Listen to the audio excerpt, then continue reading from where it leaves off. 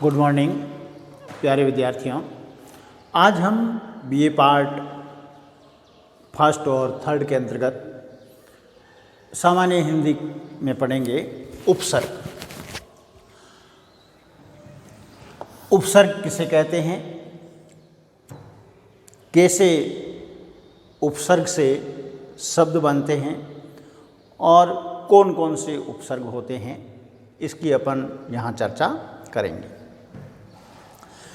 अब देखते हैं अपन कि सबसे पहले ये बात आती है कि शब्द किसे कहते हैं। तो शब्द की सीधी सी परिभाषा है कि वर्णों के सार्थक समूह को हम शब्द कहते हैं। किसके? वर्णों के सार्थक समूह को शब्द कहते हैं। अब हम उत्पत्ति के आधार पर शब्द को 3 भागों में बांट सकते हैं, रूढ़, यौगिक और योग रूढ़। अब मूल रूप से 2 ही भेद होते हैं, एक होता है रूढ़ और दूसरा होता है यौगिक। योग रूढ़ अर्थ की दृष्टि से रूढ़ होता है। कौन सा शब्द? जो तीसरा अपन ने किया है, रूढ़ और यौगिक तो है ही, तीसरा हमने जो भेद बनाया है उसको योग रूढ़ नाम दिया है।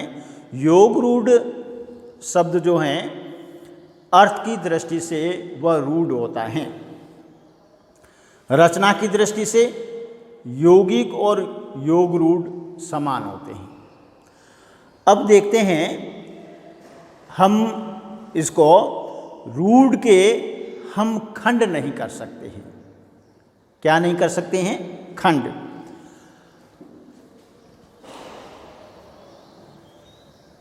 अतः रचना में यौगिक ही रह जाते हैं। क्या रह जाते हैं? यौगिक ही, जिनसे हम शब्द रचना कर सकते हैं। अब देखिए, यौगिक शब्द, यौगिक शब्द की रचना है वह 3 प्रकार से होती हैं। एक उपसर्ग से होती है, प्रत्यय से होती है और समास से होती है। कैसे होती है? 3 प्रकार से। तो अपन 3 प्रकार से इस यौगिक शब्द की रचना होती है, तो उसको अपन पढ़ेंगे। अब उपसर्ग से यौगिक कैसे बनता है देखते हैं। ये अति जो हैं, अति के साथ में अंत जुड़ा। क्या हुआ? अति के साथ में अंत, और ये शब्द मिलकर के क्या बना? अत्यंत हो गया। अब अति हैं वह उपसर्ग हैं। क्या है? उपसर्ग। और अंत जो हैं वह इसका मूल शब्द हैं, धातु शब्द हैं। अब उपसर्ग का और मूल शब्द का योग हुआ, दोनों का मिलाप हुआ, तो वह यौगिक शब्द बन करके हमारे सामने अत्यंत के रूप में आ गया। तो इस प्रकार से उपसर्ग से यौगिक शब्द बनते हैं। ठीक है। फिर प्रत्यय से यौगिक शब्द बनते हैं। जैसे यहाँ लैन और ये दार, किससे बनाया अपन ने? प्रत्यय। शब्द के पीछे जुड़ करके शब्द में परिवर्तन कर देते हैं, तो उसको अपन प्रत्यय कहते हैं। और ये लैन और दार जो जुड़ करके लेनदार हो गया और यौगिक शब्द बन गया। अब प्रत्यय पीछे लगता है शब्द के, तो इसका मतलब है कि लैन शब्द जो हैं वह मूल शब्द हैं। क्या है? मूल शब्द हैं। और प्रत्यय जो हैं वह, क्या दार जो हैं वह प्रत्यय हैं। अब मूल शब्द में प्रत्यय जुड़ा, लैन में दार जुड़ा, तो ये लेन दार हो गया, एक यौगिक शब्द बन गया। तो उपसर्ग से और प्रत्यय से यौगिक शब्द बनते हैं। फिर समास से, प्रति और दिन। प्रति जो है यह भी शब्द है, दिन है यह भी शब्द है। अब शब्द और शब्द मिलके क्या बन गया है? प्रतिदिन। तो यह भी यौगिक शब्द बन गया है।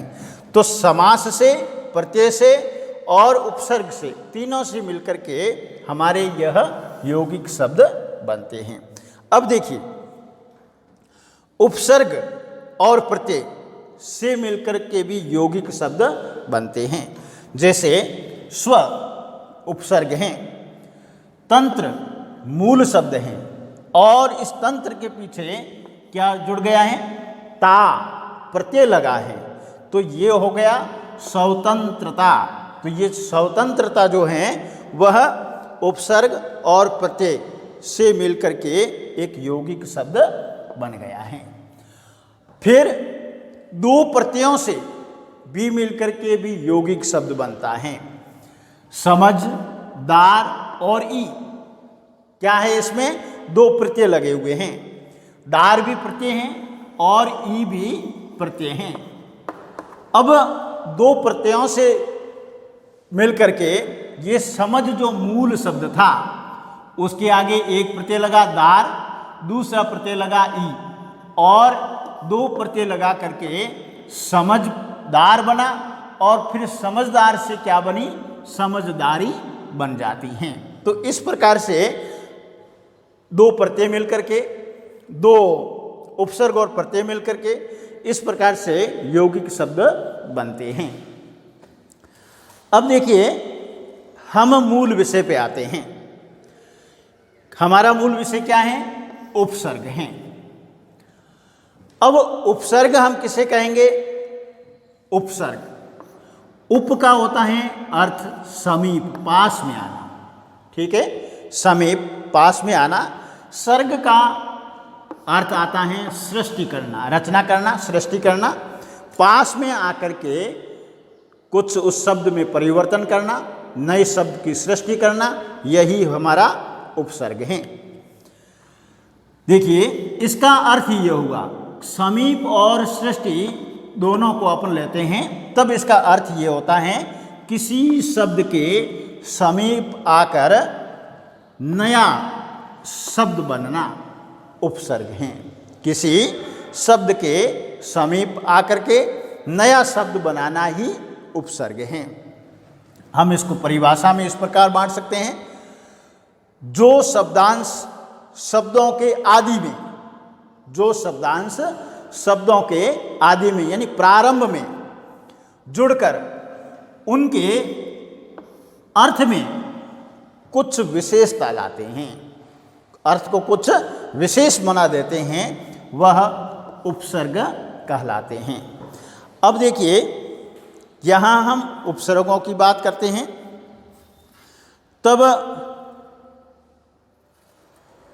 मुख्य रूप से संस्कृत के उपसर्ग हमारे सामने आते हैं, और संस्कृत के उपसर्गों की संख्या जो है वह 21 हैं। कितनी है? 21 के लगभग हैं। फिर हिंदी के उपसर्ग आते हैं, और हिंदी में उपसर्गों की संख्या लगभग 12 हैं। फिर अरबी फारसी के उपसर्ग आते हैं, उनके भी 13 के लगभग हैं, और अंग्रेजी के जो उपसर्ग हैं वह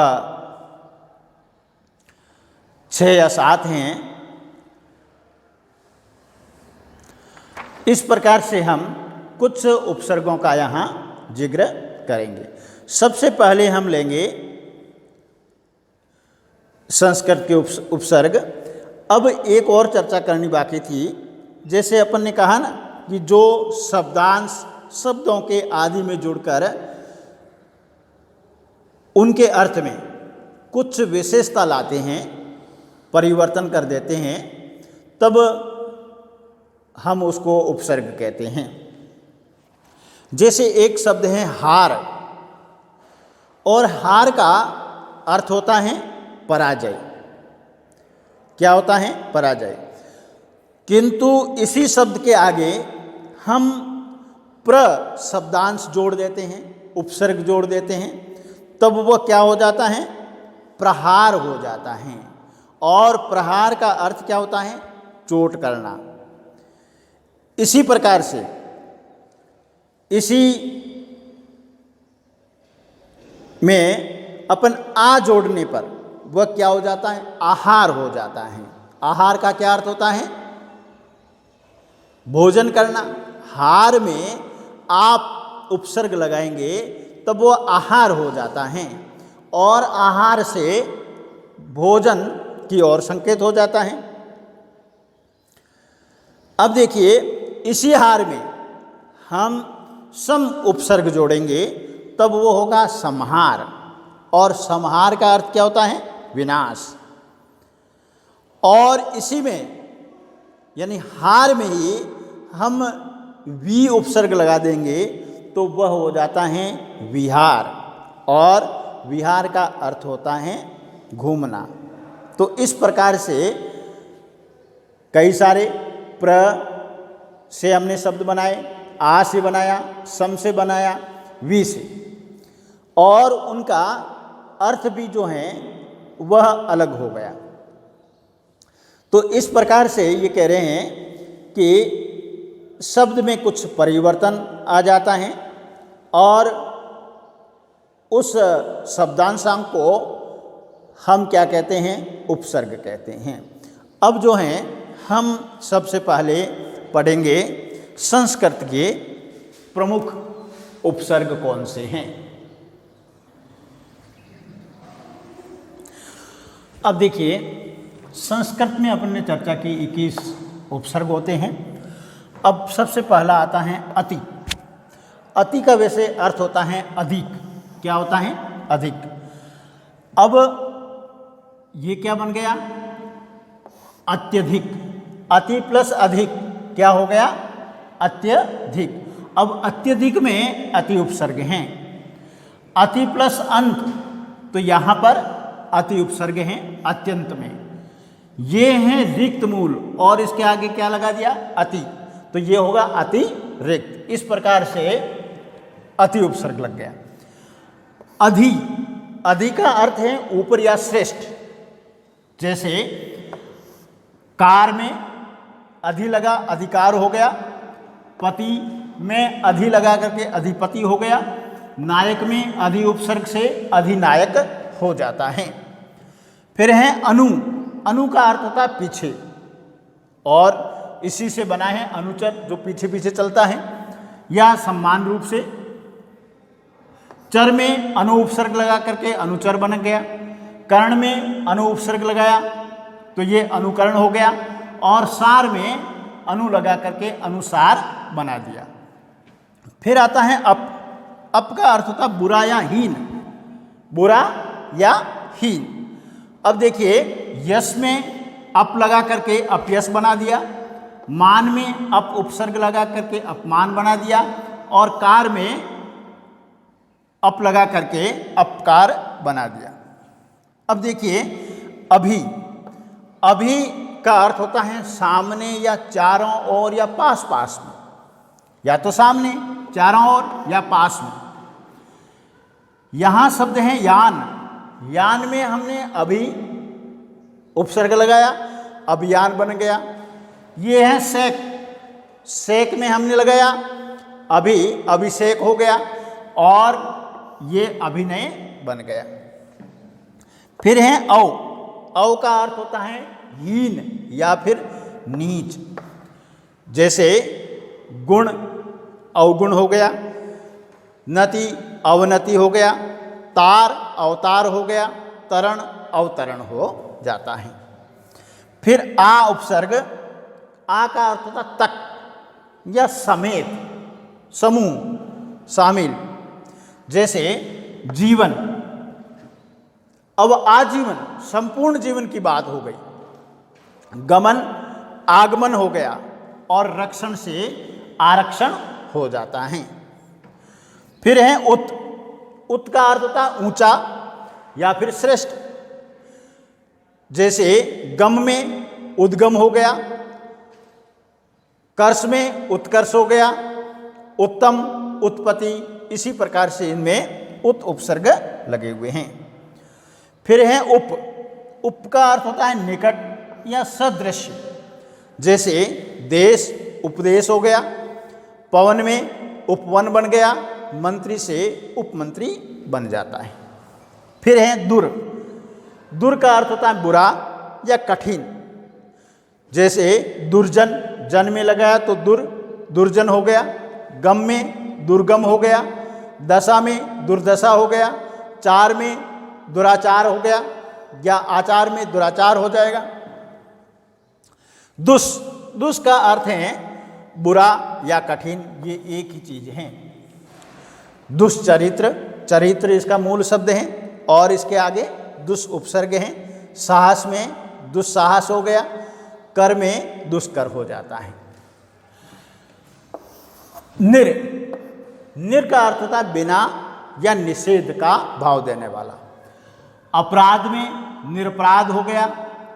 जन में निर्जन हो गया, और निर्गुण गुण में निर्गुण हो गया, और आकार में निराकार हो जाता है।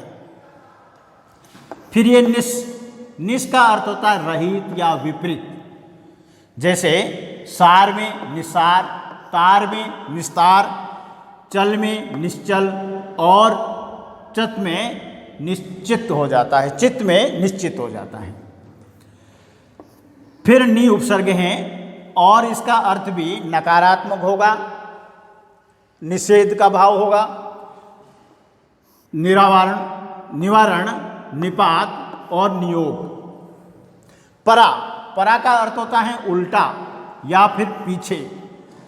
जय पराजय, भव पराभव, मर्श परामर्श, क्रम पराक्रम। फिर है परि का अर्थ होता है चारों ओर जो घिरा हुआ है। परिजन में परिजन, क्रम में परिक्रम, पूर्ण में परिपूर्ण, मान में परिमाण। फिर आता है हमारा प्र का अर्थ होता है अधिक। जैसे ख्यात प्रख्यात हो जाएगा, बल प्रबल हो जाएगा, कृति प्रकृति हो जाता है। प्रति का अर्थ होता है उल्टा। कूल प्रतिकूल, अक्ष प्रत्यक्ष, क्षण प्रतिक्षण। वी का अर्थ होता है भिन्न या विशेष।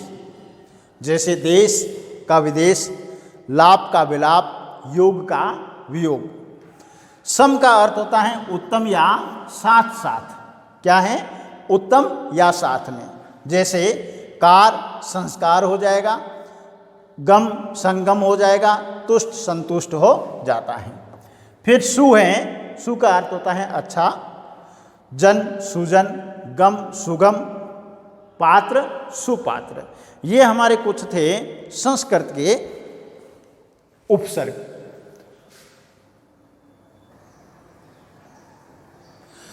अब देखिए हिंदी के उपसर्ग। जैसे अ का अर्थ अभाव या निषेध से लिया गया है। छूता और अ उपसर्ग लग गया तो अछूता हो गया। था के आगे अ लगा तो अथाह हो जाएगा। टल और ये अटल बन गया। फिर है अन।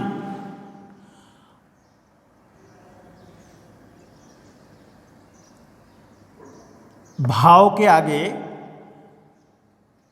अन का अर्थ होता है अभाव या निषेध। क्या होता है? अभाव या निषेध। मोल अनमोल, बन अनबन, पड अनपड हो गया। कु उपसर्ग। कु का अर्थ होता बुरा। जैसे चाल कुचाल हो गई, चेला कुचेला हो गया, चक्र कुचक्र हो गया।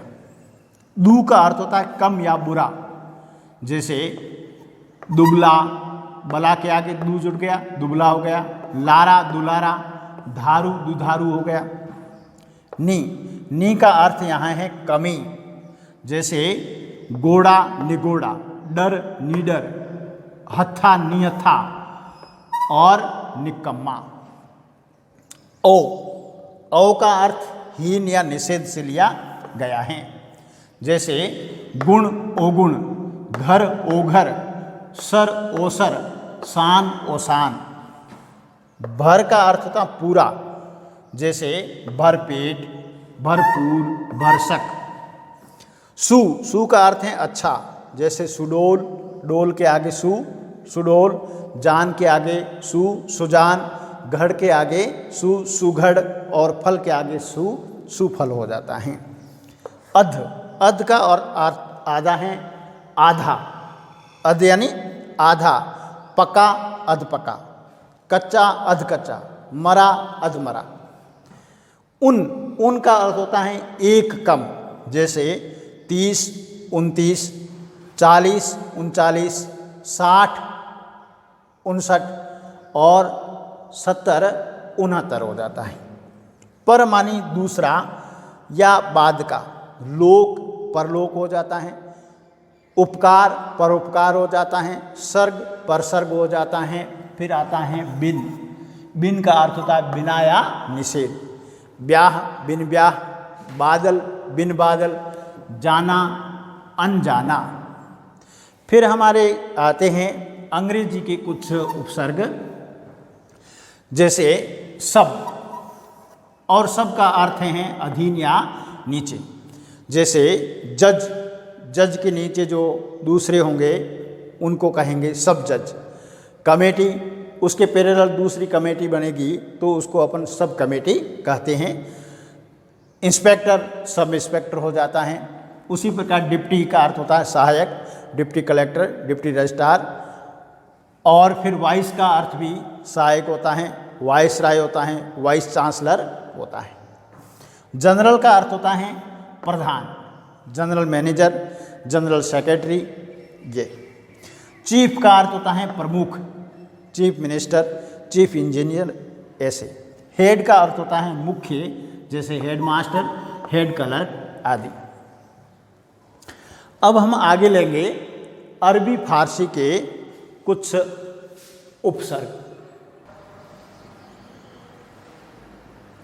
अरबी फारसी के उपसर्ग अब देखते हैं।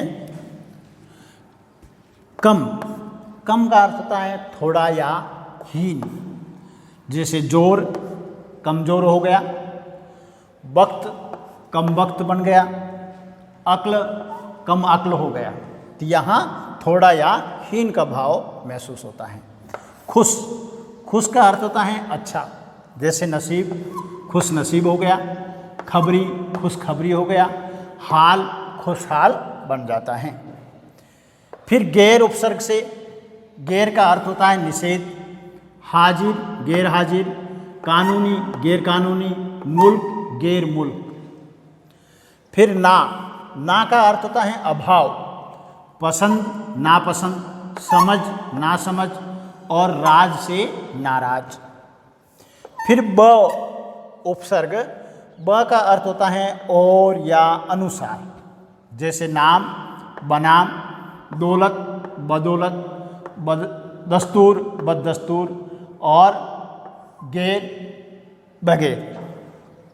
फिर है बा उपसर्ग, बा का अर्थ होता है शहीद, कायदा बाकायदा, इज्जत बाइज्जत, अदब बा अदब। बे का अर्थ होता है बिना, और ईमान बेईमान, इज्जत बेइज्जत, चारा बेचारा हो जाता है। फिर है बद, बद का अर्थ होता है बुरा, मास बदमाश, नाम बदनाम। फिर आता है बिल, बिल का अर्थ होता है बिना, बिला वजह, बिला शक, शक के आगे बिला लगा और बिलाशक हो गया। फिर है ला, ला का अर्थ होता है रहित, क्या होता है रहित। परवाह लापरवाह, चार लाचार, जवाब लाजवाब। सर, सर का अर्थ होता है मुख्य, ताज सरताज, दार सरदार, पंच सरपंच, कार सरकार। हम का अर्थ होता है मान, जैसे दर्दी हमदर्दी, राह हम राह, उम्र हम उम्र, दम हम दम। 13 में है जैसे हर उपसर्ग, हर का अर्थ होता है प्रत्येक, हर दिन, साल हर साल, एक हर एक और बार हर बार। प्यारे विद्यार्थियों, ये कुछ हमारे थे उपसर्ग, संस्कृत के, हिंदी के, अंग्रेजी के, उर्दू और फारसी के। आपको मेरा यह उपसर्ग का विश्लेषण कैसा लगा? आप हमारे इस YouTube चैनल को सब्सक्राइब करके कमेंट कीजिए, लाइक कीजिए और शेयर कीजिए। धन्यवाद।